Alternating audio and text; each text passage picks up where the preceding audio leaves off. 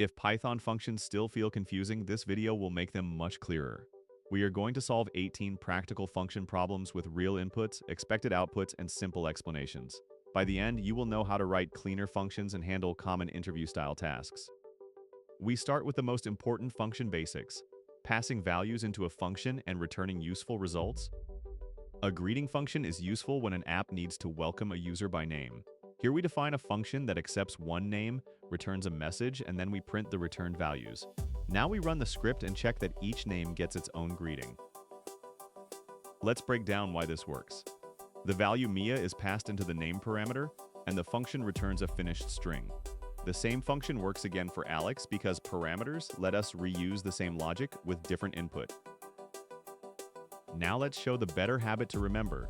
Return the greeting from the function instead of printing inside it, because returned values can be displayed, saved, tested, or combined with other code later. For practice, change the message format yourself. Make the function return welcome back, followed by the user's name, and test it with at least 2 different names. Area calculations show why functions often need more than one parameter. Here we pass in width and height, multiply them inside the function, and return the numeric result. Now we run the script and the terminal should show the area for 5 by 3. Let's explain the algorithm. The function takes the 2 sides of the rectangle and applies the standard formula, width times height.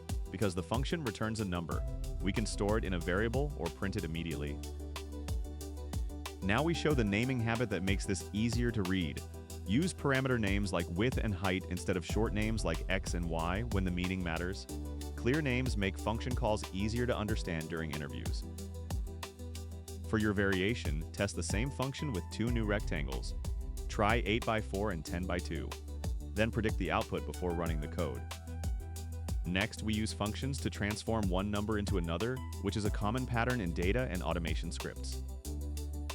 Weather data often needs to be converted before it is shown to users in another country. Here we write one function for the Celsius to Fahrenheit formula, then test it with freezing point, a mild day, and body temperature. Now we run the script and compare the printed values. Let's break down the result. For 0 Celsius, the formula gives 32 Fahrenheit. For 20 Celsius, it gives 68, and for 37 Celsius, it gives 98.6. Now we show the best practice for conversion logic. Keep the formula inside a small named function, because that makes it simple to test and simple to reuse anywhere the app needs the same conversion. For practice, add 2 more calls. Convert -10 Celsius and 100 Celsius, then check whether the results make sense for very cold weather and boiling water. Now we move into functions that make decisions, using comparisons and conditions to return the right result. Even and odd checks appear in many small coding problems and interview warm-ups. Here we use the modulo operator to test whether a number leaves no remainder after division by 2. Now we run it with 10 and 7, and the output should show 1 even result and 1 odd result. Let's explain the decision. 10 modulo 2 is 0, so the function returns. Even 7 modulo 2 is 1, so the condition fails and the function returns odd. Now we show the best practice for this kind of branch. Both paths return strings, which keeps the function predictable. Avoid returning a string in one branch and a number or boolean in the other unless that is clearly intentional. For your variation, test 3 more values, 0, 15, and 22. Before running the code, say out loud which ones should be even and which one should be odd. Imagine a student has 3 exam attempts and we need the best score. Instead of writing several comparisons by hand, we can use Python's max function inside our own named function. Now we run the script and confirm that 29 is selected as the highest score. Let's explain what happens here. The function receives 3 numbers, and max compares them for us. Since 29 is greater than 12 and 18, that value is returned and printed. Now we show why this is the better version. When a built-in function clearly solves the problem, using it makes your code shorter, easier to read, and less likely to contain comparison mistakes. For practice, write the same function using if statements instead of max, then compare both versions and decide which one you would rather explain in an interview. Now we move into small business rules. These are simple, realistic function problems where parameters come in, a calculation happens, and a clean result comes back. In real apps, prices are often adjusted by discounts, coupons, or promotions. Let's write a function that receives a price and a discount percentage, then returns the final price. The formula is direct. Calculate the discount amount, subtract it from the original price, and return the result. Now we run the script and check the terminal. Let's break down why this works. 15% of 100 is 15, and 100 minus 15 is 85. Python shows the result as 85.0 because the division operation creates a float. Now let's show the best practice. For money-like values, avoid rounding too early inside the function, because later calculations may need the precise value. Round only when you display the final result to the user. Try a small variation yourself. Change the input to a price of 250 and a discount of 20%. Before running it, calculate the answer in your head, then compare it with the terminal. Next, we work with strings. These problems are common in interviews because they test loops, slicing, normalization, and simple return values. Text statistics show up in comments, usernames, search boxes, and basic validation. Let's create a function that loops through text and counts vowels. We keep a counter, check each character, and increase the counter only when the character is a vowel. Now we run it with interview and look at the output. Let's break down the result. After lowercasing, interview becomes interview. The vowels are I, and E, so the final count is 4. Now let's show the best practice. Normalize the text with lower before checking characters, because then the condition only needs one vowel list. This keeps the logic shorter and easier to trust. Try a quick variation. Use the word programming and predict the vowel count before running it. This helps you practice tracing a loop one character at a time. String reversal is a classic small utility and a common interview warm-up. Let's write a function that returns the text in the opposite order using slicing. The function does not change the original string, it returns a new reversed string. Now we run it with Python and check the output. Let's break down why this works. The slice uses a step of -1, so Python walks through the string from right to left. That turns Python into no-tip. Now let's show the best practice. For a simple string reversal, slicing is the clearest Python idiom. Use a manual loop only when you also need extra logic during the reversal. Try this variation yourself. Call the function with level and see what happens. This connects directly to the next problem, where we check whether a word is a palindrome. A palindrome reads the same forward and backward like level. Let's write a function that normalizes the input, reverses it with slicing, and compares the two strings. Because the comparison already produces true or false, we can return it directly. Now we run two tests, one that should pass and one that should fail. Let's break down the result. Level reversed is still level, so the comparison is true. Python reversed is no-tip, so the comparison is false. Now let's show the best practice. When a function answers a yes or no question, return the Boolean expression directly. It is shorter than writing an if statement that returns true in one branch and false in the other. Try a small variation. Test the function with racecar using a capital R. The lower call should make the check work even when the input casing is different. Now we use loops inside functions to build up a result. This pattern is important because many interview problems are just careful accumulation over several steps. Factorial is a classic interview problem because it tests whether you can build a result step by step. Let's write a loop-based function that multiplies the numbers from 1 to n. We start the result at 1 because 1 is the neutral value for multiplication. Now we run it with 5 and check the terminal. Let's break down the multiplication. The function calculates 1 times 2 times 3 times 4 times 5. That final product is 120. Now let's show the best practice. For accumulator problems, choose the initial value carefully and check edge cases. Here, starting at 1 makes factorial of 0 work naturally because the loop runs 0 times and returns 1. Try one variation yourself. Call factorial with 0 and then with 6. This checks both the edge case and a larger normal case. Now we will practice list problems where a function loops through values and makes a decision for each one. This pattern is useful when we have mixed data, like successful transaction amounts mixed with refunds or corrections. Let's write a function called SumPositive that keeps a running total and only adds numbers greater than 0. Now we run the script and check the result. Let's break down why this works. The loop sees every value, but the if statement allows only positive numbers into the total. From this list, 10 and 7 are the only values added, so the final answer is 17. Now let's show the habit that makes this kind of function easier to read.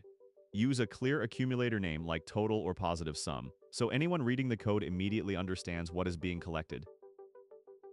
For practice, change the condition so the function adds only negative numbers. Use the same list and check whether your result becomes -5. This comes up when we clean user IDs before sending notifications because we do not want to message the same user twice. We will use a set to remember what we have already seen and a list to keep the original order. Now we run it and look at the cleaned list. Let's break down the result. The first 3 is added, the first 1 is added, then the next 3 is skipped because it is already in the set. That is why the output keeps the original first appearances: 3, 1, 2, and 4. Now we are showing the best structure for this problem.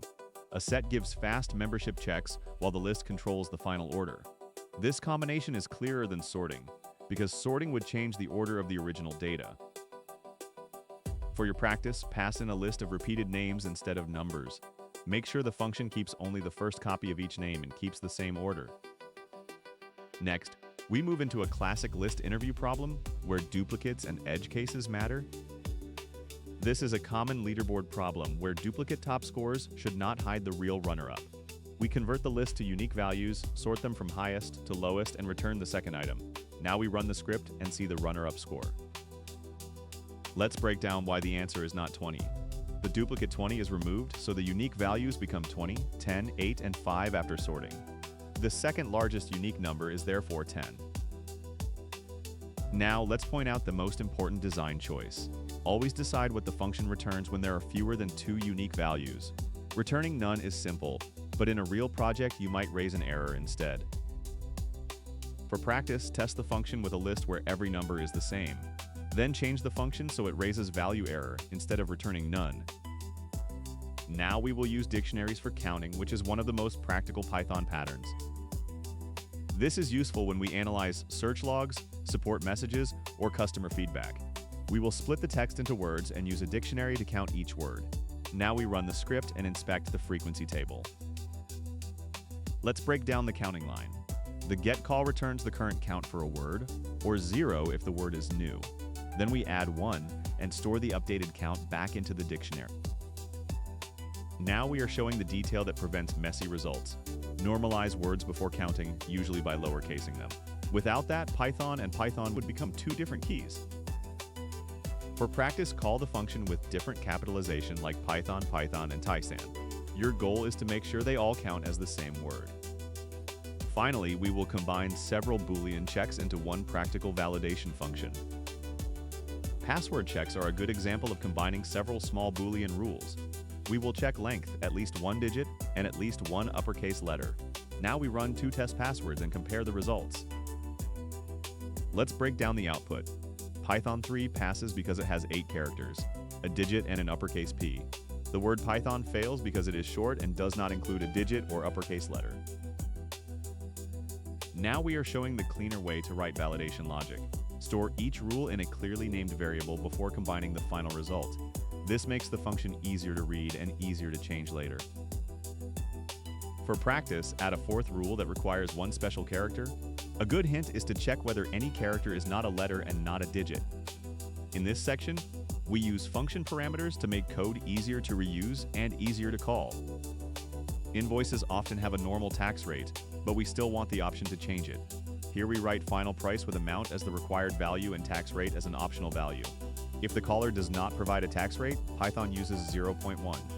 Now we run the script and compare the default call with the custom call. Let's break down why the output changes. The first function call only passes the amount, so tax rate stays at its default value, 0.1. The second call passes 0.2, and that custom value replaces the default for that call only. Now we show the safer default argument pattern. Numbers, strings, booleans, and none are good default values because they do not unexpectedly change between calls. Be careful with lists and dictionaries as defaults because they can keep shared state. For practice, extend this invoice function with a discount rate parameter. Give the discount a default value of 0, then test 1 call with no discount and 1 call with a custom discount. This checks that you understand both required and optional parameters. In this section, we make functions flexible enough to accept different amounts of input. Sometimes a function should accept one value, three values, or no values at all. Here we use star args so average score can receive any number of scores. We also handle the empty case before doing the division. Now we run it with 3 scores and then with no scores. Let's break down the flow. The values 80, 90, and 100 are packed into scores, so we can use sum and len to calculate 90.0.